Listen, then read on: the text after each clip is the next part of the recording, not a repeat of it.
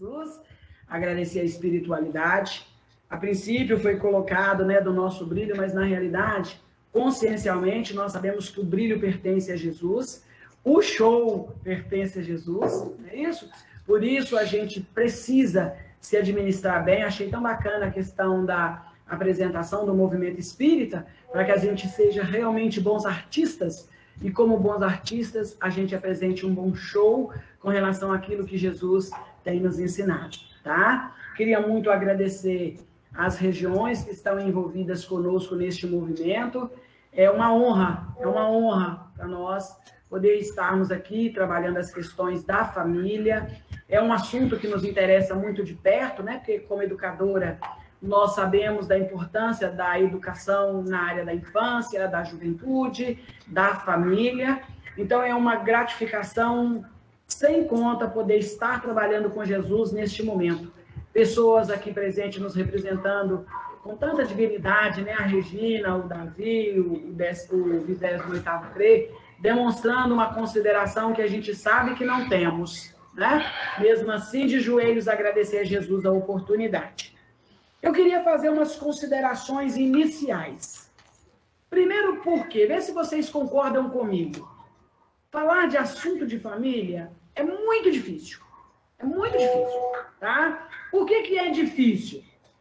Na realidade, cada um de nós temos um programa no mundo espiritual com relação àquilo que constituímos, a essa instituição chamada família. Tá? E cada família desta está vinculada sob um padrão. Então, eu dirijo a minha família de uma forma, a Regina dirige a família dela de outra, o Alessandro dirige a família dele de outro, e o Criador está esperando que cada um de nós acerte nesta área. O papel é esse, acertar, não é isso? Então, a consideração que a gente quer fazer aqui é com relação à responsabilidade do assunto. Então, nós gostaríamos que vocês pudessem entender a mensagem da seguinte forma: não estamos falando de criança nem de juventude, estamos falando de espíritos em evolução. Nossos filhos são espíritos, tá? Então, eu tenho que lembrar que quando, às vezes, alguma parte do assunto me incomodar, eu achar que não é assim, que Kardec equivocou, que Emmanuel não devia ter falado dessa forma, lembre-se que eu estou falando de espírito. Esse espírito que está na minha casa, em forma de miniatura, é um ser com tendências, aptidões, experiências, muitas vezes superior a quem os dirige. Tá? Então, este é um padrão que a gente queria que todo mundo entendesse. Vamos pensar em família em termos de espírito. Tá? Um outro detalhe, vamos falar em família recordando que nós somos espíritos encarnados. Tá? Como espíritos encarnados, nós estamos vinculados de alguma maneira. Então, aquele espírito que eu estou vinculado a ele, filho, marido, avós, mães, pais, nós estamos vinculados de alguma maneira. Por isso o processo educativo ele é tão pesado, ele é tão forte. Tá? A regeneração adentra no planeta sobre as características da educação. Por mais que a gente tenha pensado na regeneração vindo por outros aspectos, ela entra no contexto, volte para a sua família, reveja seus valores familiares, fique 365 dias dentro de casa, vivendo uma experiência de 365 milênios. Mas experimente viver em família para você ver o que é. A sensação que eu tenho hoje é como se Deus tivesse colocado um doce saborosíssimo na ponta de uma colher e colocou na ponta da minha boca, para eu ver o que é a regeneração. Porque neste momento, ficar em família, quando na realidade estávamos todos escapulindo para a rua, porque a gente não estava aguentando viver em família, esse chamamento para abertura da regeneração no planeta, nos convidando ao convívio familiar, é tudo o que nós mais precisamos. Tá? Lembrar que a infância, um outro detalhe dentro das considerações, é entender o estudo, lembrando que a infância é o período mais sério para a educação. É o mais sério. Quando o espírito está naquela fase em que seu cérebro está acessível a todo e qualquer tipo de informação, esse é o melhor período para a educação. Segundo o Eclesiastes, a gente vai falar nisso durante o estudo, é uma educação que, implantada na infância, fica para a velhice. Ela não sai do espírito. Então, a gente precisa entender esse mecanismo, entender o estudo dentro deste patamar, tá? Nossos filhos são espíritos, somos espíritos reencarnados comprometidos uns com os outros. A infância é o período mais sério para a educação. Quem não fez na infância está a 3 navios, tá? Porque a gente tem que aproveitar o período da infância. Ah, tá, então se meu filho é adolescente, eu não posso fazer nada. Pode. Pode não. Deve. Mas é mais difícil. Então, se você tem criança em casa, de ventre a 8, 9 anos, esse é o melhor período para o processo autorregenerativo, autoeducativo. Não se acomode.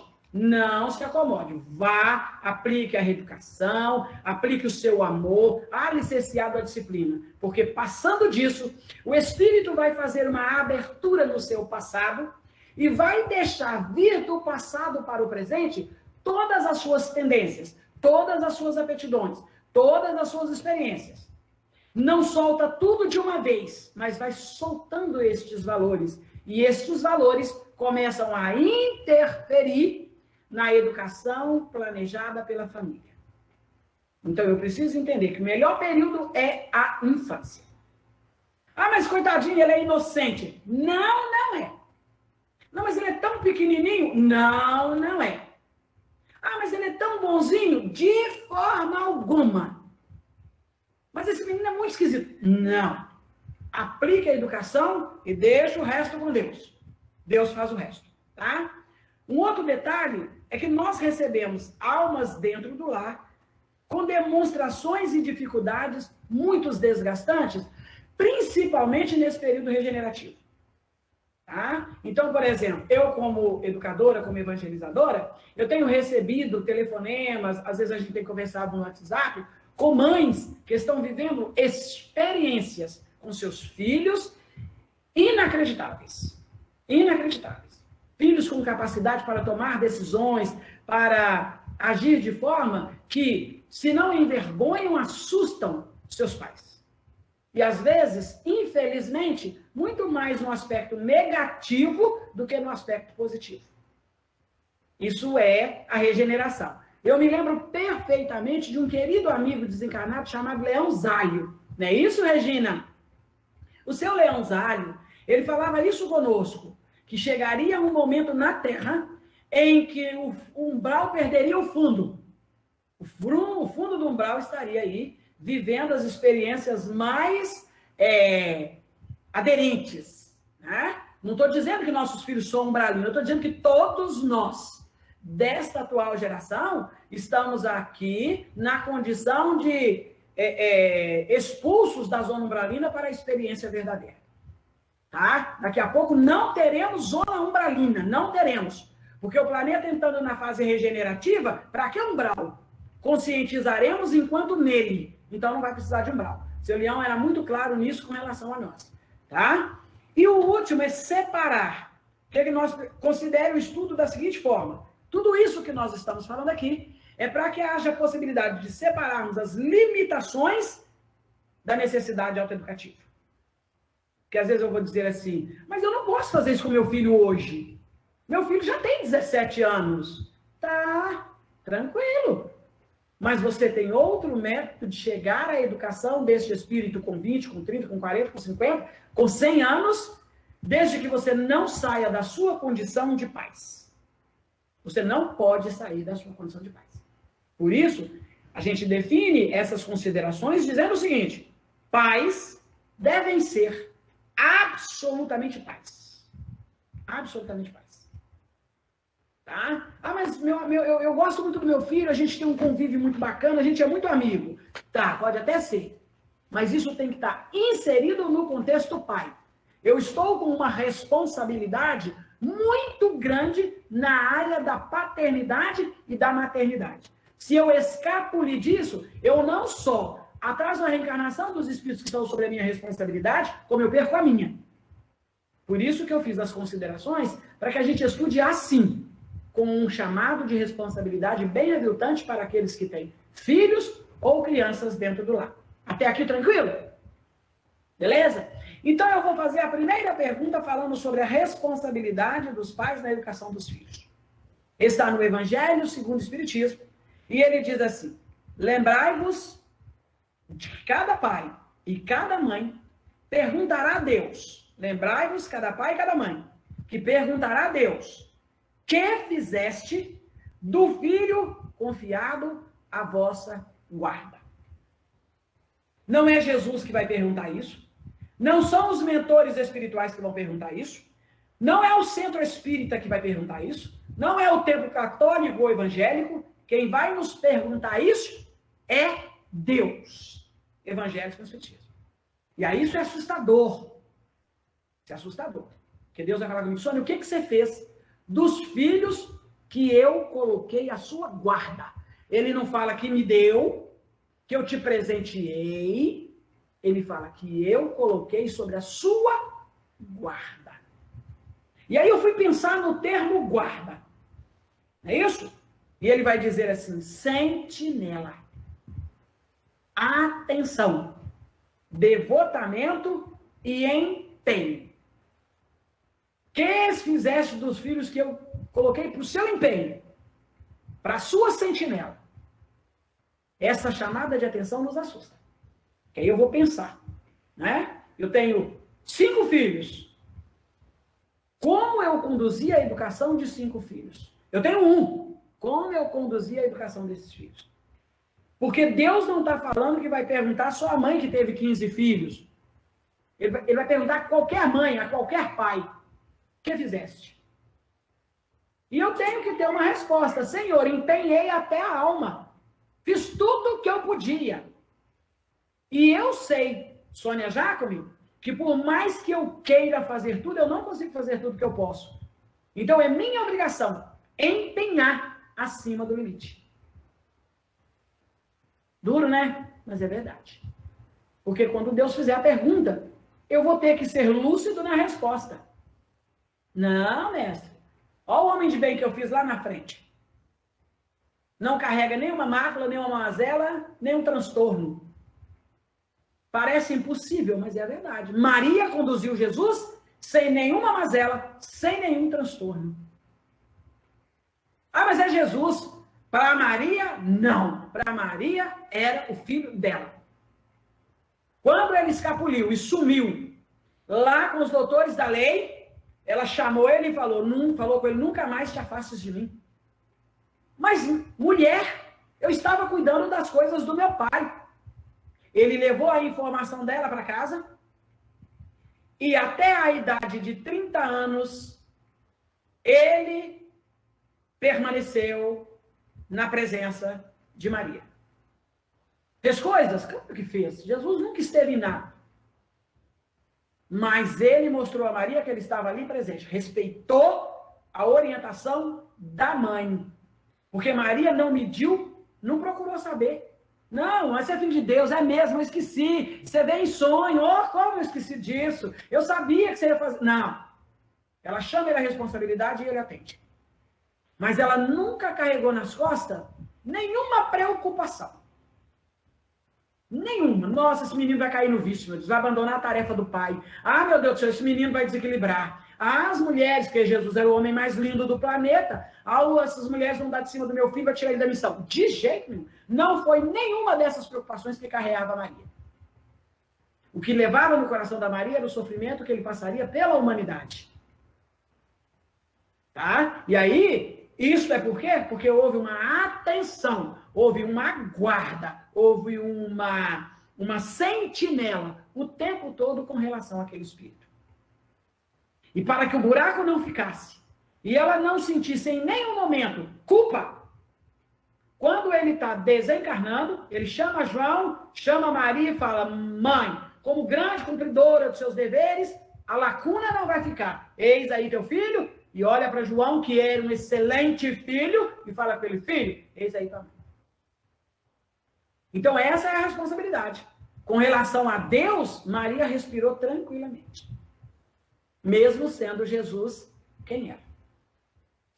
Sônia, Fala, querido. do ponto de vista jurídico, a gente ainda acrescenta ainda o conceito que guarda é vigilância. Ah, tem aqui. Tem aqui, eu anotei.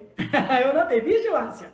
Tá? Muito bem. Então, quando você, por qualquer motivo, por cansaço físico, por sofrimento, por motivo que seja, há um certo cansaço, a gente precisa rever as nossas condições de paz.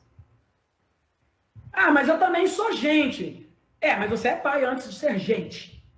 Ah, mas eu sou mulher, eu tenho que viver. Mas você é pai antes de todos os seus desejos. Se você assumiu a responsabilidade, vamos. Pode ir. Deixa eu fazer um acréscimo também. Outro dia eu fiquei muito chocado numa audiência que a mãe está com os filhos e aí o pai queria conviver com os filhos no final de semana e aí a advogada virou e falou assim, o pai tem que pegar os filhos no final de semana porque a mãe precisa descansar. Eu fiquei chocado com aquilo. A mãe precisa descansar. Eu falei, gente, desde quando a mãe descansa? Por isso que durante o envolvimento, a gente vai trabalhar sobre isso. Os conceitos da educação não sofrem modificações. Às vezes até entra, né? É um psicólogo que às vezes dá uma ideia e cria um processo renovativo, né? E aí a gente precisa ter cuidado, porque entra o processo daquele psicólogo, daquele pedagogo, daquele juiz, daquele advogado, mas a gente precisa pensar na educação com a sua essência, a sua base, tá? Porque senão a gente desvai. Olha, eu tenho analisado junto com a família, né, nos encontros de família, que houve um período em que nós nos aventuramos a inovação no conceito educação. E não deu certo na prática. Estamos voltando ao contexto antigo da educação. A mãe dirige o lar, o pai dirige o lar. Continuamos responsáveis pelo espírito que se adentra em nossas vidas. Isso não pode acabar. Mas aqui, não deixa só o Pedro falar, não. Participa também, viu, gente? Regina, ajuda aí. Então, vamos lá. E aí, o Evangelho segundo o Espiritismo continua. Ô, Beto, eu tô de olho em você, viu? Se por culpa sua ele se conservou atrasado, tá? Significando que todo espírito que encarna precisa adiantar-se na evolução.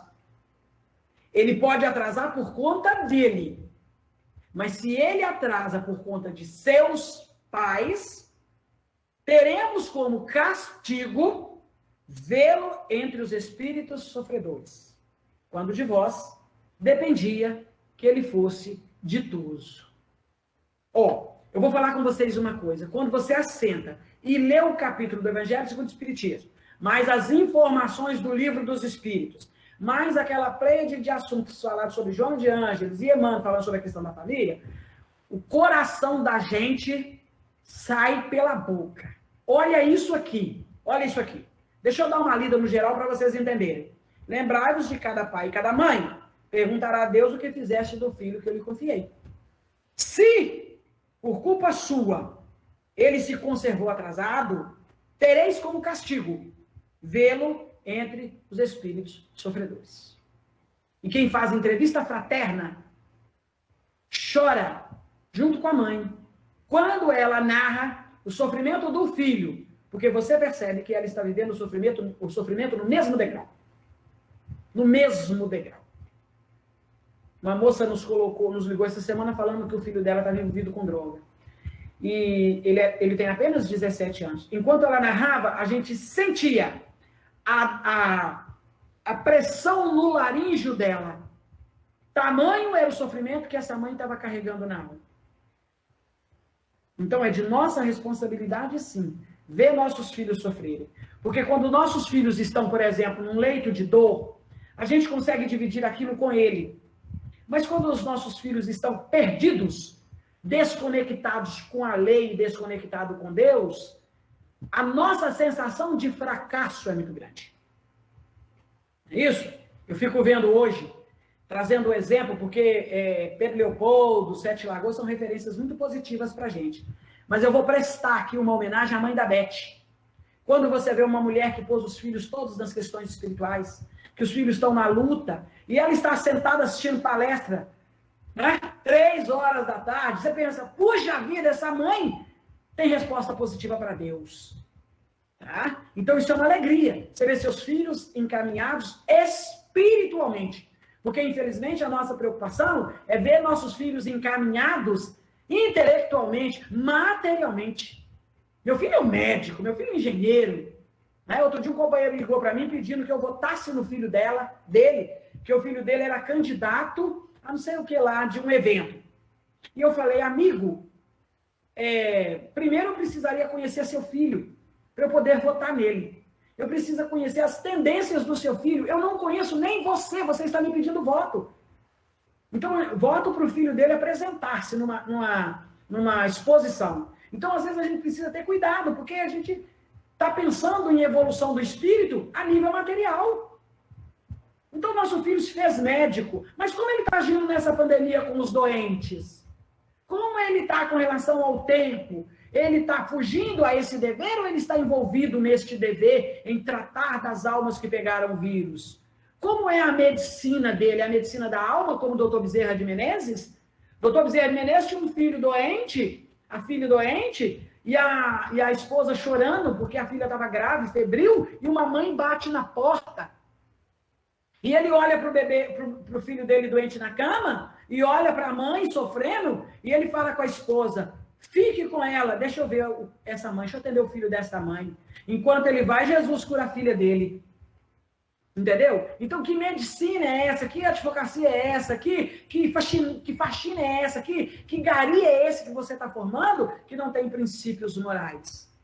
Então, nós vamos ter que assistir o sofrimento de nossos filhos e fazer o quê? Fazer o quê? Saber que seu filho desencarnou e foi para a zona umbralina. Porque você não foi a mãe capaz de prestar o socorro enquanto ele estava encarnado. Você não foi o pai capaz de sustentar o seu filho. Porque o que a gente sabe hoje é que não existe educação verdadeira que não proceda do lar. Qualquer coisa lá fora pode direcionar o homem, mas a educação ela só é fomentada pelo lar. São os pais que educam os filhos. A gente sabe que as mães hoje não sempre, né? Elas têm autoridade para movimentar a glândula timo de uma criança. E a glândula timo é a glândula da obediência. Então, quando uma mãe fala com o filho, você não vai, e ele briga, xinga e fica com raiva, ele entendeu que ele não vai dependendo de como essa mãe falou. Ele entendeu. E ele pode expressar, que é o natural no espírito. Às vezes a minha filha corrige os filhos dela aqui em casa, e aí os meninos fazem birra, caem no chão, e ela passa a mão numa chinela, eu falo com ela, cair no chão e fazer birra pode, eu só tenho que levantar e obedecer. Ele tem que obedecer, ele tem que saber que a sua palavra é lei. Expressar é do espírito. Todos nós nos expressamos diante de Jesus. Então, expressar é do espírito. O que ele precisa entender é que o que mãe fala, que o que pai fala é lei. E aí ele vai com raiva pro quarto, eu lembrei do Rossandro, né? Rossandro disse que falou com a mãe dele, nunca mais eu falo com a senhora. Ela falou, pois bem, ficaremos sem nos conversar. E aí ela ficou 1 mês, ele ficou só 1 semana. Quando deu 1 semana, ele já estava louco para falar com a mãe dele. E ela continuou 1 mês sem falar com ele. E aí ele começou a desesperar. Porque o espírito entende, na essência ele entende, que o que mãe e pai falam é lei. É uma pena que a gente esteja hoje com tanto medo de educar os nossos filhos. É uma pena. Mas vamos lá. Aí, Sônia. Fala, querido. Tem uma pergunta da Juliana Mara aqui. Quando a criança é adotada, recebe todo o amor que uma mãe tem por um filho, e mesmo assim ele se sente isolado e se mostra revoltado. Como proceder? Eu sabia que essa pergunta ia sair. Eu sabia disso. Até preparei uma folhinha lá atrás, mas como está muito no início, quem perguntou, ô Pedro? Juliana. Ô Ju, presta atenção. O espírito adotado, ele recebe uma família alternativa. Tá? Todo carinho, toda atenção, todo sentinela, todo devotamento, toda vigilância que você imputa a esta criança é visualizado no mundo espiritual como uma sedimentação educativa. Você está fazendo o seu melhor. Mas o espírito adotado, seja por qualquer situação que for, abandono, morte em família, ele continua sentindo falta da sua origem familiar. Dói falar isso, mas é a verdade. Ele sente falta da sua origem familiar. Isso é para vocês verem que ninguém substitui pai e ninguém substitui mãe. Nós podemos fazer o nosso máximo. O plano espiritual vai nos dar nota. Mas a presença materna e a presença paterna é fundamental. Nós estamos vivendo um mundo de conflitos de filhos, porque os pais, e agora eu estou falando dos homens, estão desleixados com a educação. Quantos pais estão abandonando seus filhos, formando outras famílias, aceitando o filho, ele é o filho, como é que chama o filho de outro? Enteado. Enteado, tentando educar o enteado, ele não consegue sucesso porque ele não está educando o seu filho. Ele abandonou o seu filho, então ele perdeu a autoridade para educar o enteado. É um assunto muito complexo. A gente tem que ir com muita calma. Eu, quando estou relatando isso, eu sinto um conflito entre os psicólogos, porque às vezes eles falam, mas espera isso, né? Mas aí não, tudo bem. Mas a origem é pai e mãe. Jesus não entrou no planeta sem um pai e sem uma mãe. E acreditem, podia. Mas Deus organizou um contexto para ele, para que a ideia não fosse jamais abandonada, para que o espírito saísse do circuito egoístico. A pergunta do livro dos espíritos é, se amanhã ou depois acabar o casamento, o que vai acontecer? Recrudescência do egoísmo. Então, a família, aquela presença paterna no lar, nós já poderíamos estar vivendo a regeneração se os pais nunca houvessem abandonado seus filhos. Quem sabe, audaciosamente falando, já cheirando os mundos ditosos. Porque se a educação está dentro do lar, nós poderíamos estar pensando não em entrar na regeneração, mas estar na regeneração entrando no mundo de todos. Entenderam isso? Mas vamos lá. Entendeu, querida? Não sei se te respondeu, Ju. Você continua fazendo o seu trabalho, ele vai te respeitar, e é você que eu falo, quem adota, tá? E aí é possível que o plano espiritual, visualizando tanto a dedicação, visualizando aquela maternidade primária, mesmo num filho não legítimo, amanhã você seja filho, mãe desse filho. Mãe legítima desse filho. Muitas almas desencarnam, chegam no mundo espiritual e falam, nossa, eu vivi num lar gratificante, eu vivi num lar muito feliz. Meus pais adotivos me trataram como se eu fosse... Nunca imaginei que eu fosse filho adotivo. Apesar de sentir aquela saudade, aquela angústia na alma, não foi isso que pesou. Pesou o abandono ou o afastamento dos pais legítimos. E aí o plano espiritual concede a esta família alternativa a maturidade e a oportunidade de receber esse espírito novamente. E é muito positivo. Mas assunto de adoção é um assunto muito, muito grande e que envolve psicologia, justiça, amor e outros processos. Tudo bem? Se você não entendeu, querida, pode voltar, viu? Vamos lá. Então, vós mesmos, assediados. Vocês estão lembrando do capítulo que eu li anterior, né? Isso é só Evangelho segundo o Espiritismo, um pedacinho só dele, hein? Então, eu estou vendo meu filho sofrendo na zona umbralina, lá, sofrendo na indisciplina, isso está me acabando comigo. Pois é. Então, vós mesmos, assediados pelo remorso, pedireis, seja-vos concedido, reparar essa falta. Agora, vocês raciocinam comigo como o espírito atrasa a sua evolução. Eu recebo o espírito para fazer o encaminhamento dele. Eu não faço, porque eu tenho outras coisas para fazer. E depois eu chego no mundo espiritual e peço para voltar. Vocês não... Dá para entender isso? Aí eu falo, oh meu Deus, falhei na minha missão. E agora? Senhor, deixa eu voltar lá com o espírito de novo. Olha que coisa mais, né?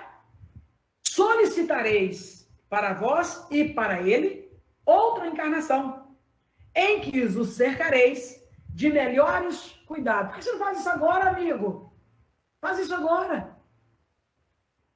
Mas o que a gente encontra Não é essa proteção. Muitas vezes é aquela coisa complexa da educação da família, muitas vezes a separação, nós misturamos muito marido e mulher com pai e filho, né, gente? É inacreditável como é que a gente não sabe separar. E aí a gente começa a criar a chamada, quando você põe pai contra filho, vai aí, juiz, quando você põe pai contra filho, alienação parental. A alienação parental, porque você começa a falar, né, seu pai não vale nada. Seu pai só gosta de você fim de semana. Sua mãe tá jogando você contra mim. Quer dizer, a gente faz isso quando a gente poderia falar, não, eu mais a sua mãe, a gente não deu certo. Mas a nossa paternidade, a nossa maternidade, ela é justa. Não, meu filho, eu estou aqui, sua mãe está aí. Passar fim de semana com o filho, junto com a ex-esposa, por que não? Ah, mas a minha esposa tem ciúme. Então ela também não é uma boa mãe. Ele também não é um bom pai. Por que a gente não pode comer todo mundo com os filhos da outra esposa, do outro marido? Por quê? Por que não pode ser assim? A paternidade e a maternidade tem nada a ver com marido e mulher. Como marido e mulher, nós já separamos. Mas não tem como separar pai e mãe. Eu li outro dia assim, existe também divórcio entre filhos. Não, não existe. Não existe. Não existe pai divorciado de filhos. Porque isso é inacessível. O elo que me liga ao meu pai, o elo que me liga à minha mãe, não se desfaz. Por isso que eu carrego o remorso depois. Porque eu sinto que aquela missão era minha. E aí eu falo, oh, meu Deus do céu, né? Ô, Sônia. Fala, Leonardo. Mesmo porque não existe ex-mães e ex-pais, né? Perfeito. É a única coisa que não existe ex, né? Então, raciocina para você ver se a gente pode falar, eu tive um filho e me divorciei dele. Não, essa frase não existe. Então, isso são inovações que acabam nos fazendo realmente separar de nossos filhos. Não, ele agora é do pai, graças a Deus, para lá. Como diz o nosso companheiro ali, né? Eu agora estou descansado, minha filha. Agora eu estou livre. Esse menino meu deu trabalho até os 12 anos. Aí depois que fez 12 anos, eu achei que agora ele deveria ser o pai dele. O pai dele agora vai carregar o fardo. Ué, e a alma? E o espírito? E o filho? Então a gente às vezes precisa rever valores, né? Rever essa condição, tá? E aí eu vou pedir eu vou solicitar de Deus essa nova oportunidade em que o cercarei de melhores cuidados e em que ele, cheio de reconhecimento, me retribuirá com seu amor. E por que ele vai fazer isso na outra? Porque todo filho abandonado, todo filho mal querido, todo filho maltratado, todo filho que foi abortado na afetividade, ele tende a desenvolver para estes pais a ingratidão. É automático, a ingratidão. Ele não sabe retribuir se ele não recebeu. Porque amor é algo que você vai dando ao longo do tempo. É uma alimentação. Dona Laura fala no livro do Nosso Lar assim, amor, alimento das almas. Então, quando o espírito está no ventre, você fomenta uma alimentação ali ventral, de amor. De amor. Seu filho te escuta no ventre. Ele te sente no ventre. Se você chora, ele sabe que se você está chorando. Se você sorri, ele sabe que você está sorrindo. Se você discute com seu marido, ele reconhece a discussão. E aí ele começa a mexer, né? Ele causa mal-estares nas mães para que dissolva a confusão. O espírito está ali sobre um processo unificado com a mãe e com o pai. Por isso que hoje a gente fala, os pais estão gestando. E eu contei para vocês há um tempo atrás, acho que eu contei para Sete Lagoas, né? Que um pai chegou e falou comigo assim, ô Sônia, eu queria que você tirasse uma dúvida para mim. É possível que eu esteja tendo desejos? Minha mulher está grávida. Eu estou desesperado para comer uma determinada coisa lá. Aí eu falei com ele, isso é porque está vivendo no mais alto grau a gestação. Que lindo. Falei com ele, satisfaça seu desejo.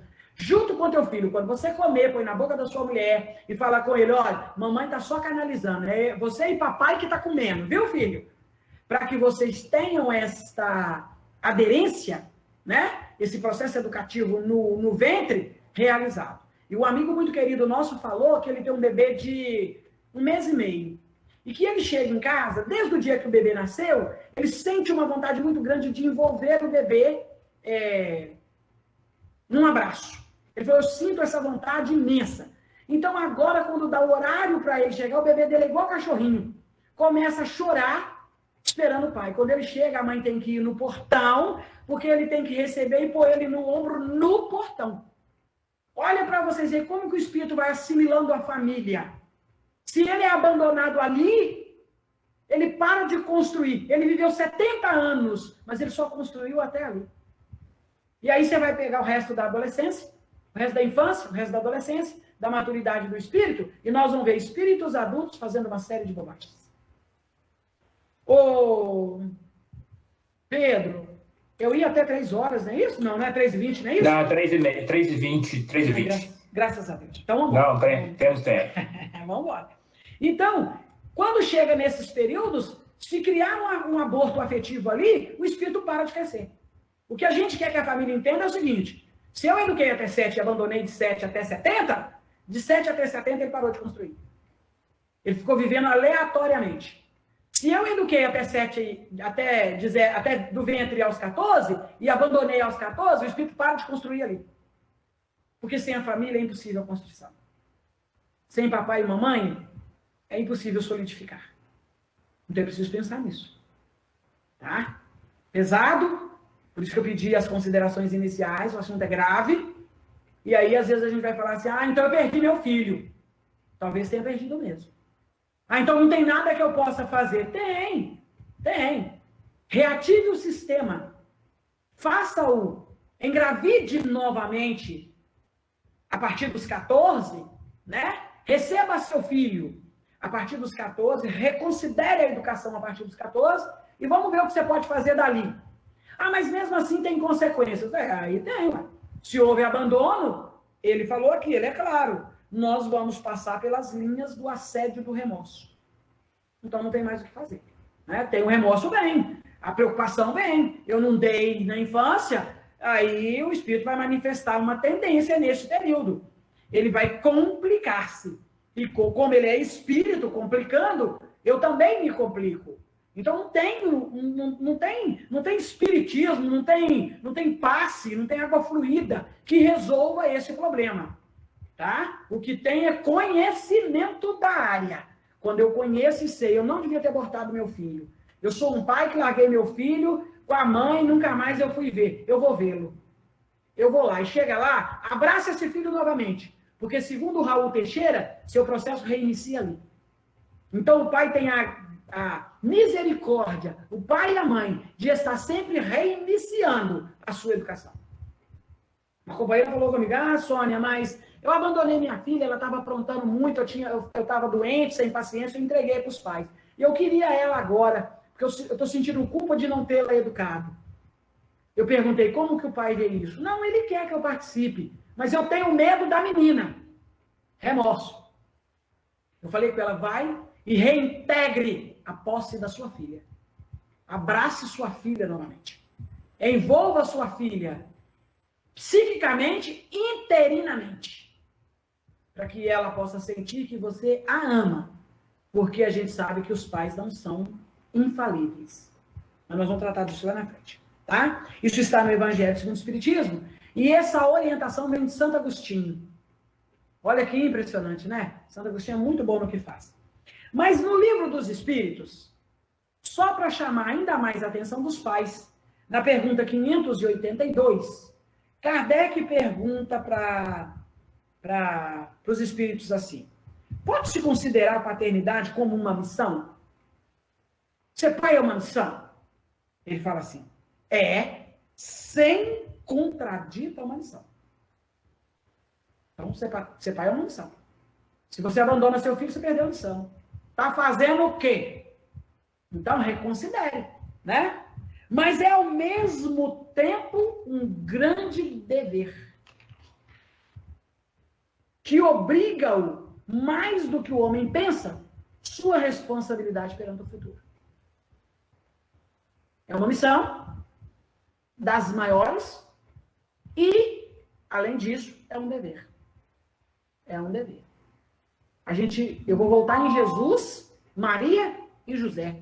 E a gente vai entender como que sumiu Maria e José, porque estavam ali contextualizando a educação de Jesus. que nem precisava, né? Porque Jesus já era educado na sua essência. Então, quando os pais não visualizam o futuro do espírito que ele está educando, ele está perdendo a missão. Eu preciso pensar que o meu filho tem que ser um homem de bem. Meu filho tem que ser um homem de bem. Ele pode até não ser um advogado, ele pode até não ser um professor, ele pode até ser um pedinte, mas ele tem que ser um homem de bem. Ele tem que ser um homem de bem. Tá? E aí ele chama a responsabilidade para isso. Eu tenho que pensar no futuro. Porque se o espírito tem tendências e tem aptidões, aquilo que eu não educar enquanto eu posso, depois eu não educo mais não. Nós sabemos, como educadora, que o cérebro de uma criança fica exposto até uma certa idade. Depois aquilo se fecha. É muito mais difícil você falar uma coisa com um adulto do que você falar com a infância. Você fala com o menino assim, vem aqui, você vai apanhar aqui. Se você não vier aqui, você vai apanhar. Ele vem para apanhar. Ele vem para apanhar. Fala isso com o adulto para você ver. Ele já vem de lá sim, mas ele vem para atacar. Então a mente de um adulto está ocupada. Ocupada. A mente de uma criança está livre. Está livre. Por isso que a educação começa na infância. Vai, Beth, já estava atrasada. Só. Mas aí a gente, dentro de tudo que você falou, nós somos ainda anjos decaídos, correndo atrás do ensinamento de aprender o Evangelho de Jesus, uma luta interna. E aí, às vezes, a gente cai na bobagem, né? de orientar quem procura a gente. Mas as pessoas não querem escutar isso. É uma grande dificuldade que a gente percebe, sabe? Acha que isso tudo é muito bobagem. Então, assim, o que eu fico pensando, tudo que você está falando aí? Como conscientizar a gente? Porque é um processo muito íntimo da pessoa. Se você fala para os pais, tem pais que não querem nem escutar. Eu sei. Quer ensinar a criança é a troca, é o ganhar fácil. A gente vê muito isso. Mas, Beth, por isto que eu fiz a consideração inicial. Nós estamos falando de espírito. Enquanto eu estiver acreditando que o meu filho é um homem, no contexto da carne, eu vou trazer essas limitações que você está falando aí. Então, às vezes, a gente precisa esperar o ser entender que ele tem um espírito em casa. Né? Por exemplo, eu vejo mães, eu lido com mães que durante a infância permitiram que seus filhos fizessem aquilo que quisessem. E na adolescência estão recebendo como resposta aquilo que ela não deu para o filho, que foi equilíbrio, disciplina, etc. e tal. Quando chega aí e me conta, eu apenas compadeço. Não tem nada que eu possa fazer. Você usou uma palavra aí que a gente sabe que em matéria de educação ela não existe. Conscientizar o outro. Não tem como eu falar assim, mas você tem que fazer assim, assim, assim. Eu disse no início do estudo, metodologias familiares, cada um tem que ter a sua. Então, quando meu filho começa a aprontar, eu sempre digo aos pais, vamos pensar, vamos fazer um exame de consciência e vamos ver de onde que falhamos. Porque para que esse espírito encaminhe para este caminho, ele foi orientado de alguma forma a isto. Mas eu sempre fui meu pai, cumpridor dos meus deveres. Então vamos entender o que nós chamamos de deveres. Entendeu? Vamos entender o que nós chamamos de deveres. Não, Sônia, não vem com essa não. Eu deixar de tomar minha cervejinha fim de semana, eu deixar de sair para ir para minha academia, eu deixar de fazer minha unha, arrumar meu cabelo por causa de filho, depois eles arrumam uma namorada, a casa some para lá e eu que morro para cá. Uai, eu faço com que a pessoa entenda esse mecanismo. Ele mesmo tem que entender. Porque quando ele começa a educar o filho dele, aí você vai ver se você ofereceu ou não o recurso perfeito. Uma mãe me ligou e disse, Sônia, eu tô com uma filha que ela fez tudo errado para a filha dela. Hoje eu sou espírita, eu falo com ela, não faz isso, esse menino vai se perder. Eu perguntei para ela assim, você sempre foi espírita? Ela, não, com esse espiritismo ela já estava mocinha. Pronto. Ela já me respondeu. O que não é porque não é por ser espírita, tá? Não é só por ser espírita, é por causa da base. Agora, Sônia, eu acho interessante também Acho que está dentro do assunto. A gente trabalhando com evangelização, a minha turma, geralmente era a turminha mais velha, né? De 11, 12 anos. E uma menininha que sempre foi, ela já com 12 aninhos, chegou perto de mim, foi ano passado isso. E aí ela falou que queria ter um particular comigo. Eu falei, claro, vamos sentar ali, vamos conversar. E aí ela veio me fez um questionamento tão assim sério, ela falou assim, tia Beth, eu descobri que minha mãe não sabe nem quem é o meu pai. Como que eu faço agora? Eu queria conhecer o meu pai. E eu fiquei numa situação, lembrei de você, levei meu pensamento a Deus, falei, filha, olha, você vai ter que conversar com sua mãe, porque tia Beth não sabe também, eu não tenho como te falar nada, né? Mas conversa com sua mãe, se ela quiser falar, tudo bem, mas se ela não quiser, você vai ter que respeitar, não é isso que a gente trabalha aqui? Então, a gente percebe, sabe, Sônia, que tem muitas coisas envolvidas. Acho que Sônia caiu aí. Cleiton, acho que Sônia saiu, não saiu? Não vi não, cadê? Peraí, deixa eu ver aqui.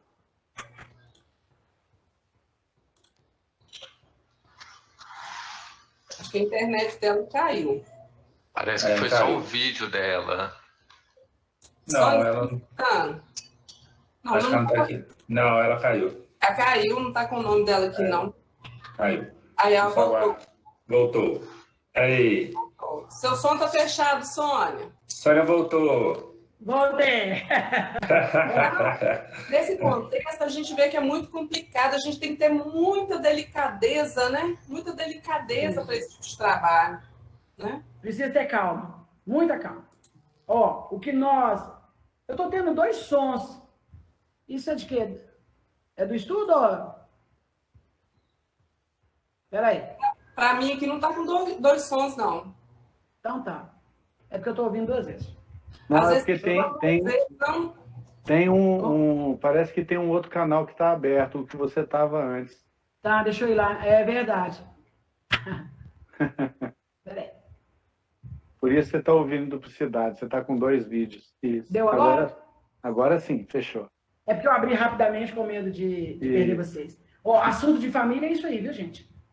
É isso mesmo. A gente vai ter sempre esses conflitos porque mexe mesmo. Mas você entendeu, Beth? Nós vamos estar sempre nessa situação. Né? Entrar num processo, tem que ter calma para educar a família, para falar com filhos. Ah, mas minha mãe e meu pai não valem nada. Tá? E às vezes no comportamento diário você percebe que os pais são falhos mesmo. Como é que você vai lidar com isso? Então a gente precisa ter calma. Tá? Então, não existe conscientização. Eu vou conscientizar essa mãe. Ih, foge disso.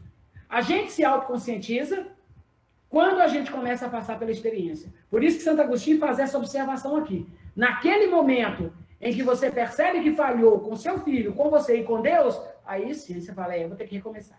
Quando a gente é mais nova, né, começa no trabalho, você quer mudar o mundo, né? Graças a Deus, a maturidade, porque aí a gente já percebe que você não muda ninguém, só muda você mesmo, né? Principalmente no aspecto da família. Tá? O que a gente pode fazer é isso que nós estamos fazendo agora, tá? É reunirmos para que a base seja construída. Quem tem filhos, aproveite para redirecionar esses filhos, encaminhe seus jovens às questões espirituais. Se você é evangélico, leve seus filhos à igreja. Se você é católico, leve seus filhos ao templo, para que ele possa perceber a responsabilidade dele. Porque o que nós sabemos como espírita é que quando você começa a namorar, você automaticamente se vincula ao compromisso chamado família. Às vezes você pode até não continuar com aquele rapaz, mas o compromisso se estabelece. No momento que você tem maturidade para se envolver sexualmente com qualquer pessoa, os espíritos se aproximam. Nós estamos vivendo experiências aí dolorosas de meninas mal saídas da infância engravidando. Não é isso? E por que estão vivendo isso? Por causa do envolvimento sexual. Os espíritos se aproximam. E aí, se aproximando, tem compromisso com aquele ser, e ao se aproximarem, automaticamente acabam se comprometendo e criando embaraço para meninas mães. Né? Muito complexo e que Jesus proteja quem o está defendendo, porque não é fácil não, tá? Mas vamos lá nesses minutinhos 7 que nós temos aí. Deus colocou o filho sobre a tutela dos pais para que estes o dirijam no caminho do bem. Então aí, Beth, minha missão é dirigir meu filho no caminho do bem. E ponto final. Tá? Ah, mas eu não sou espírito, eu não era espírito, eu não fui espírito. Não, não interessa. Dirigir os filhos é uma colocação entre Deus e a família, não é entre Deus e a religião. Tá? Deus colocou o filho sobre a tutela dos pais, para que esses o dirijam no caminho do bem. E olha... Sônia, fala, meu anjo. Só fazer um comentário. Acho que criar família é revisitar valores. Com certeza. O tempo todo, né? Com certeza. O tempo todo. Porque o filho traz valores, às vezes se faz acender valores que às vezes estava esquecido, estava adormecido.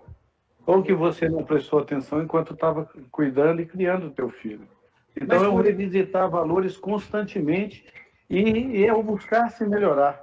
Mas, ô Mário, é por isso que ele coloca o sentido de guarda. Sim. Porque o papel do pai e da mãe é não perder essa sentinela. Sim.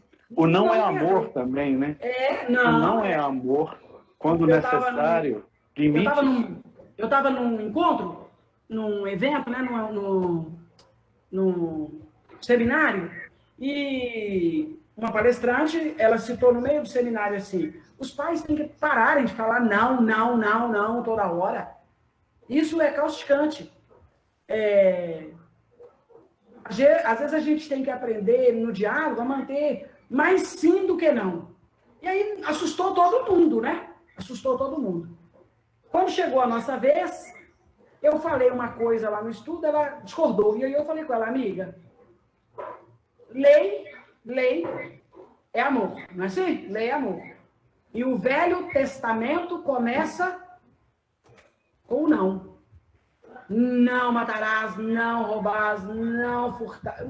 Não. Só tem 3 itens lá, ou 4, não sei, que não tem o não. O restante todo é não. Não cobiçar a mulher do próximo. Então, se o início do nosso planeta, da educação do nosso planeta, ele está como não, por que você não... Né? Por que você não tirar o não? E aí você fica com uma educação permissiva. Tudo pode. Não pode não. Então, o não... O espírito tem que entender que não é não e que sim é sim. Quantas manipulações nós estamos sofrendo dentro de casa, porque o nosso não é sim, o nosso sim é não. Às vezes a mãe vira, Mário, e fala com o filho assim, você não vai. Eu não gosto de você, você não me ama. Ô, meu filho, não fala assim não, mamãe te adora. Então tá, mamãe vai te deixar aí, mas você não desobedece, mamãe não. Oi? Como é que ficou esse processo? Tá? Então, quando você fala com o filho assim, você não vai. E ele bate porta, xinga e sai dando, eu odeio você. Esse filho te ama. Ele não foi e ele entendeu a sua educação. Mas tem mais desse assunto cá para frente. Segura aí, Mário, que você vai me ajudar lá na frente. Né? Você e a parceirinha aí. Então, vamos lá. Ele vai colocar isso, né? Que a gente... Deus colocou... Olha que bacana. Ô, gente, olha que legal. Deus colocou o filho sobre a tutela dos pais para que esses os dirijam no caminho do bem. E facilitou a sua tarefa, dando-lhes uma organização frágil e delicada, que o torna acessível a todas as impressões. Até Jesus recebeu uma constituição frágil e delicada. Ele que veio para me educar, ele também recebeu isso. Mostrando que a paternidade é realmente um dever. É um dever. Não tem essa coisa. Ah, meu filho é mais evoluído. Eu participei de um congresso no Rio, com aquela coisa dos filhos azuis, né? Os filhos cristais. E aí, eu não sou psicóloga. E aí ficou aquele monte de psicóloga lá trabalhando o filho cristal, que o filho é azul. Eu olhei e falei, lá em casa... Deus não cooperou comigo. Lá em casa só tem filho carvão. Eu não tenho filho cristal, nem filho azul, não. E não tem nada disso, é impressionante. Está tudo aqui no Rio de Janeiro. Está tudo aqui. Lá em casa tem, não. Ah, aí o pessoal riu, pô, mas por quê? Lá em casa tem, não. Eu recebi espíritos transgressores, transviados, rebeldes, recalcitrantes, como dizia seu Leão, e eu ainda não encontrei esse filho azul. Já estou com 58 anos e, pasmem, não posso mais ter filho. Então, eu não tive o privilégio do chamado filho azul. Tá? Então, mesmo os lares que acreditam que seus filhos são cristais, vá lá, eduque como se ele não fosse cristal, como se ele fosse um diamante bruto. Não fica nessa falsidade, não. Tá? Você vai dizer não, diga não. Ele é cristal. Cristal, você para de brilhar, porque agora quem brilha sou eu. Pai e mãe aqui sou eu. Tá? Não perca a sua condição de pai. Porque mesmo para os filhos mais evoluídos, Deus ofereceu a constituição frágil para que os pais não percam a sua autoridade sobre eles. Olha que legal. Isso nos garante a responsabilidade. E quando a mãe tem que educar sozinha, que ela não queira fazer no lugar do pai. Deixe o lugar do pai reservado lá. Que ela faça o dela. O dela. Quem leu Os Mensageiros viu Dona Isabel se portando como mãe, encarnada. Para o seu filho de 12 anos, encarnado. Ela não assumiu o lugar de pai. Ela agiu como mãe. E a partir daí ela permitiu, quando ela fez a educação dela como mãe, ela permitiu que o marido desencarnado pudesse limitar a ação do filho como pai. Então ela recebeu aquele espírito encarnado, recebeu a educação da mãe encarnada e a educação do pai desencarnado. Quando meu marido desencarnou, eu chamei as minhas filhas e falei, minha educação é a mesma. Eu continuo mãe. E o teu pai agora passará a educar como ser desencarnado. Por favor, o respeitem. Por favor. Ficaram me olhando como quem diz assim, mamãe não está muito boa da cabeça, né? Como é que nós vamos perceber a educação do papai desencarnado? Não interessa, aceitem. E ele é o nosso educador até hoje espiritual. Então, a gente tem que manter o propósito.